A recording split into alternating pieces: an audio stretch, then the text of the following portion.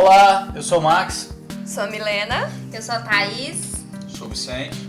E hoje a gente vai fazer um vídeo com um formato novo para o canal. A gente vai bater um papo sobre viagem. Você deve ter visto aí no título, bate-papo de viagem. A gente vai falar sobre alguns assuntos, trocar algumas ideias sobre viagem. E é isso, vamos lá.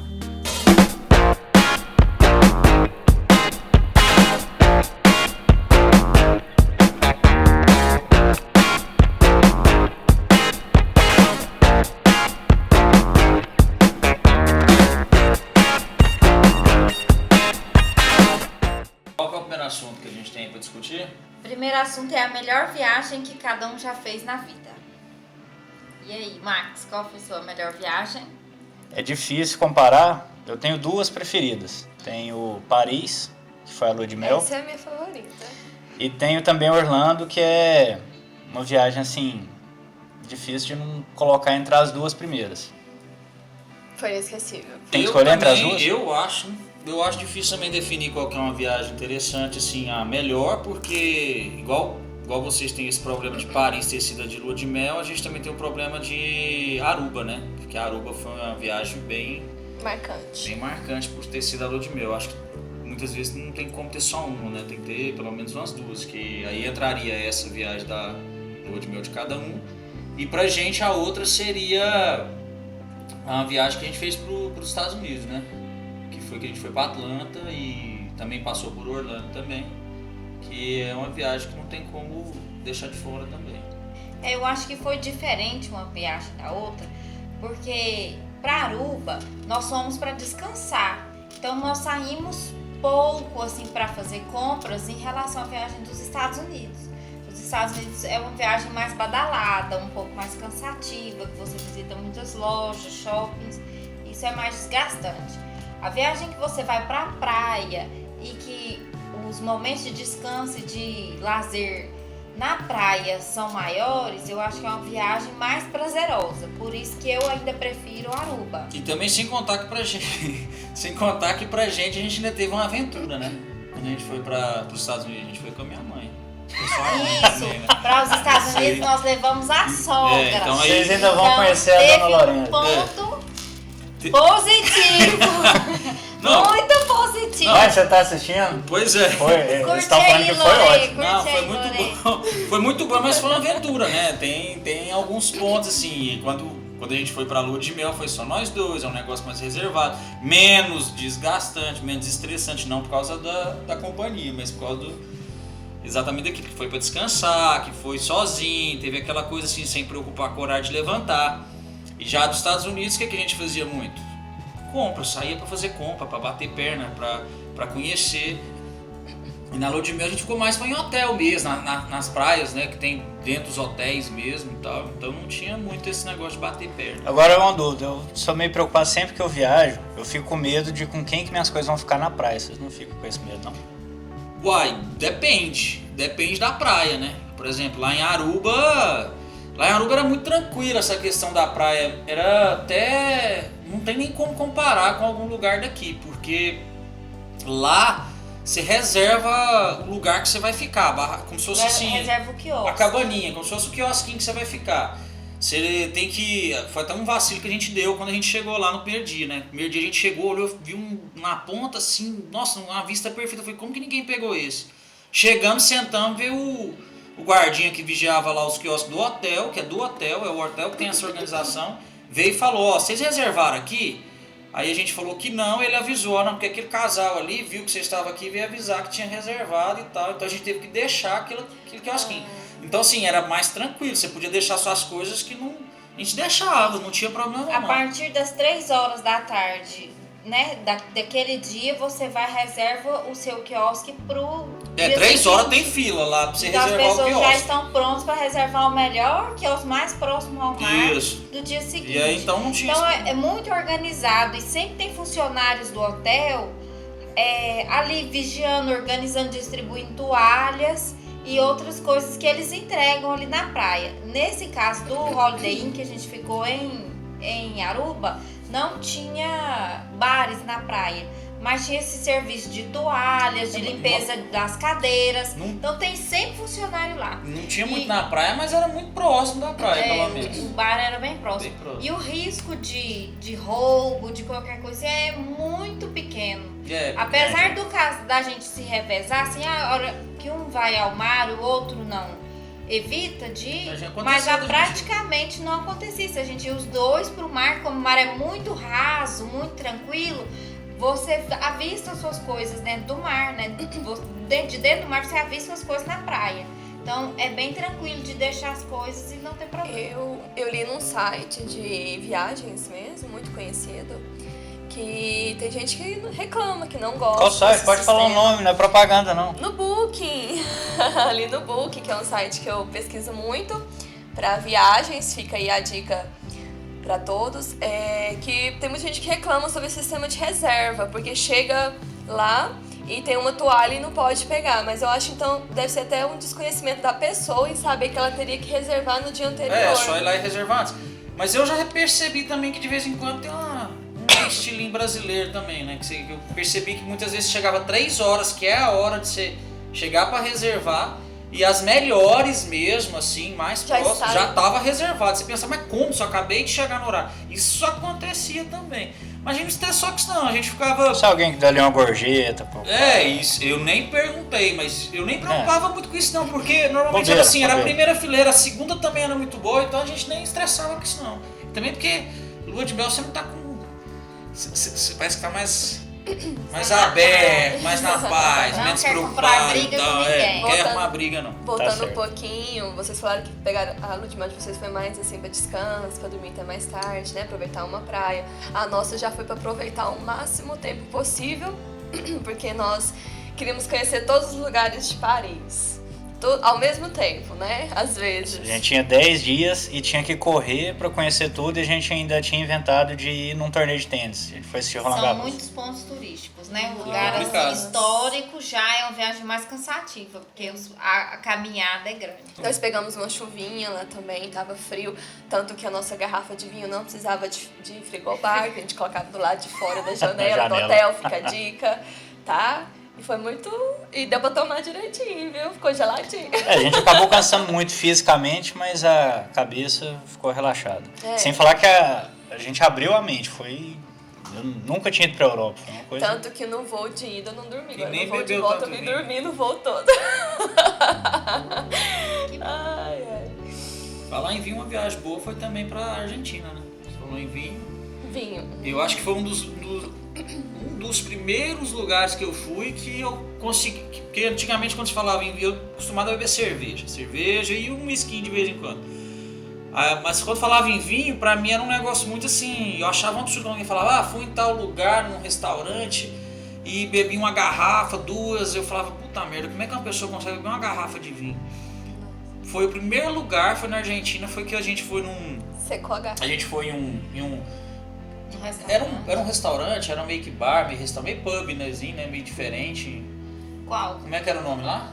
La Cabreira, não era? Na Orla, ali pertinho da... O La Cabreira é no Palermo, né? Isso, foi no La Cabreira. No Porto Madeiro. Não, mas Sim. foi no. Mas o que a gente tomou uma garrafa sem nem perceber foi ali no La Cabreira. No La Cabreira. A gente pediu um vinho que foi, se não me engano, foi o Alamos que a gente pediu lá.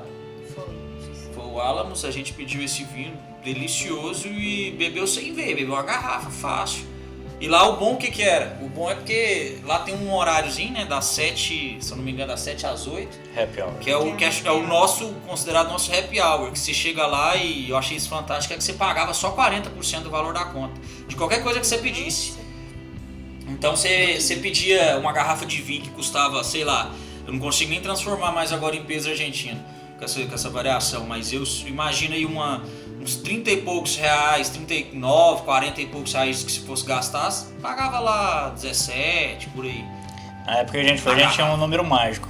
Aí, pra saber o preço em real, a gente dividia por 3, era isso, né? Dividia por 3. Era. Redondou pra 3, foi. Então já tava diferente, porque o nosso ainda era por 4. Por 4. O nosso a gente dividia por Nosso 4. peso estava valendo muito pouco e a gente conseguiu... E se fosse em dólar era 10. Por 3. Não, dólar quando a gente foi era 10. Dólar? Aliás, a gente Era comprou pesos, um dólar nosso tava valendo 13 pesos. Era mais ou menos isso mesmo. Eu lembro que quando Mas chegamos... o 10 é porque o dólar lá era o oficial deles, né? Que eles dizem que o oficial deles ele segurava, né? O presidente segurava o dólar. Não, nem tô falando de oficial não, tô falando das casas de câmbio que Não. tinha lá na Carne Florida. Essas casas de câmbio do paralelo lá era isso, era 14, 13, a diferença. É né? engraçado questão de bebida, porque a gente também, eu e a Milena, não somos de beber muito. E Não, lá a gente sentou. não mesmo. Não, a garrafa de vinho dura, sei lá, uns 6 meses aqui em casa, ia bebendo de pouquinho em pouquinho. Uhum, Mas lá foi no Dom Julio. uhum. A gente sentou, pediu uma garrafa, falou, não, vamos tomar um pouquinho, qualquer coisa a gente leva, ou deixa aí, não tem problema. E aí eu tomei uma taça, precisei levantar para ir ao banheiro, quase que não consegui levantar. Ah, mas isso foi na Argentina então. Na Argentina também. Foi. É na diferente, Argentina né? também. É diferente. Eu não sei, em Paris também foi assim. Depois Foi, em depois do Paris. almoço a gente até tomou mais um pouquinho, mas já tava melhor. Em Paris a gente já tomava assim também pra aquecer, né? Porque lá fazia um friozinho à noite. Mas em Paris ainda foi menos do que em Foi Buenos menos do Aires. que em Buenos Essa Aires. desculpa é boa de tomar pra aquecer. Ah, eu tomava pra aquecer. Num lugar frio. Eu tomava pra aquecer, porque era frio. É igual o uísque começa assim, tomar pra aquecer também. Mas lá era com queijo, né? Aí eu não sei, mas com queijo eu não bebia tanto vinho. Agora com a carne, acho que foi me dando mais uma vontade, não sei. Acho que pegou mais pra mim o paladar do vinho com a carne em Buenos Aires do que o vinho com queijo em Paris. Eu acho que eu não extrapolei tanto no vinho em Paris, agora em Buenos Aires. Parecidamente é eu já outro detalhe, a gente burlava um pouco o tomar vinho, porque é até um sim. sacrilégio, vai ter gente que vai me xingar agora. Vai, Mas a gente tomava vinho com suco de uva. um pouco. não. A gente colocava um pouco disso, porque Era meio copo Mas de assim, vinho, sabe talvez o que até faz? menos, e Sabe o que completava com acontece? suco de uva. Não. Nós éramos acostumados a tomar vinho suave, e lá só tem vinho Não, mas seco. assim, mas- Foi meu primeiro contato com vinho Mas seco. começa assim mesmo, tem jeito não. Foi o primeiro contato que ninguém pode julgar, nós não, tivemos porque com era vinho o seco. primeiro, mas já na Argentina eu tenho certeza que você já tava Na tomando. Argentina já tava tomando ele puro. Começa assim também, começa com vinho suave, aquele de mesa e tudo, depois vai indo até chegar no vinho seco. Eu mesmo. procurei, o Max até fica rindo. Ele até riu de mim no tempo, que eu procurei ficar nas estantes de Paris procurando, nos supermercados procurando. Vi um Pois suave, é, e como suave, você não suave. achou, colocou um Suave, suco. suave. Aí o Max me cutucou, você não vai achar não? É. Falei, por quê? Porque aqui não tem vinho suave. Ué, não existe Falei, isso. então tá. Não, mas aí vocês fizeram o vinho suave de vocês lá, mas aí agora não, agora já pegaram o jeito na Argentina. Nós fizemos o nosso suave. Foi. O vinho, a questão do vinho seco é mais de treinar o paladar, né? Pra conseguir beber, porque ele não é doce. Então conseguir saborear. Só uma o coisinha, paladar. deixando bem claro que ninguém aqui é anólogo, ninguém que tá conversando, ninguém é especialista em vinho. Então, assim, é uma conversa bem informal sobre vinho, pelo amor Menos de eu Deus. coloco suco no vinho. Calma aí, Aqui são pessoas que gostam de apreciar o vinho, gostam de tomar. Isso aí. Agora, a gente tá falando muito de comida, né, de bebida e comida e tudo e tal, com relação à Argentina, eu acho que é por conta de... dos restaurantes. Igual que a gente tem um assunto aqui pra falar que é sobre compras, né? Então, já aproveitando que a gente tá falando da Argentina e tem esse assunto de compras e a gente tá falando só de comida, não sei vocês, mas toda pessoa que me pergunta com relação à Argentina, a primeira coisa que eu falo é: não pensa que você vai lá pra comprar, não, que não compensa. A Argentina é pra comer.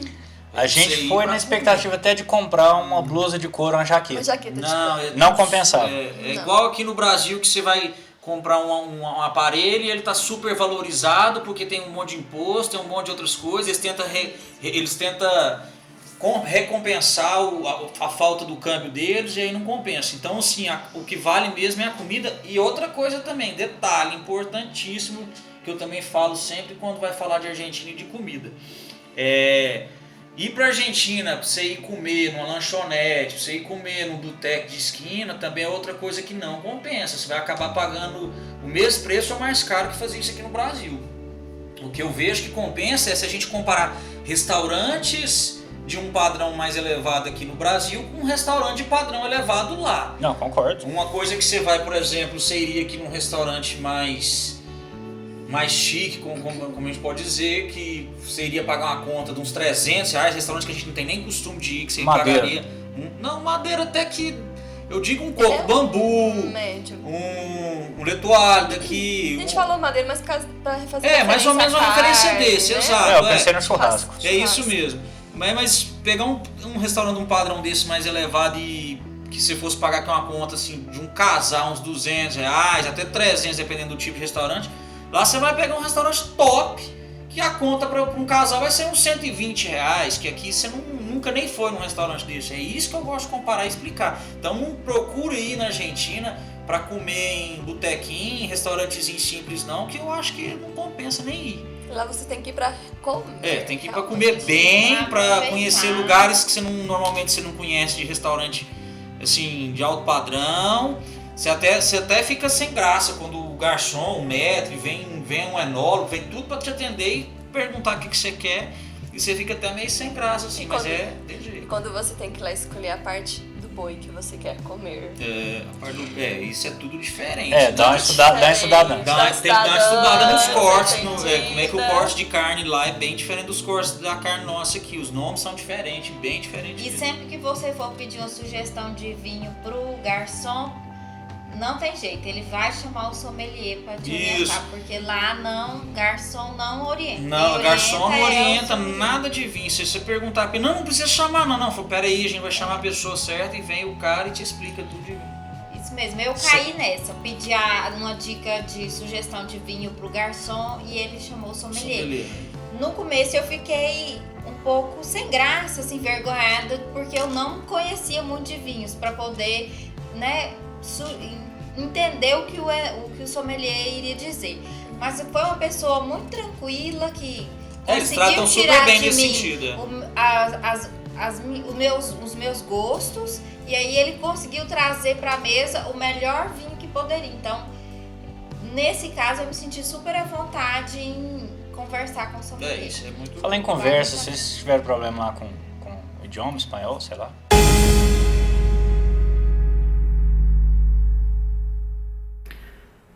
Bom, essa foi só a primeira parte do nosso vídeo, e se você gostou, tenho certeza que você vai gostar da parte 2.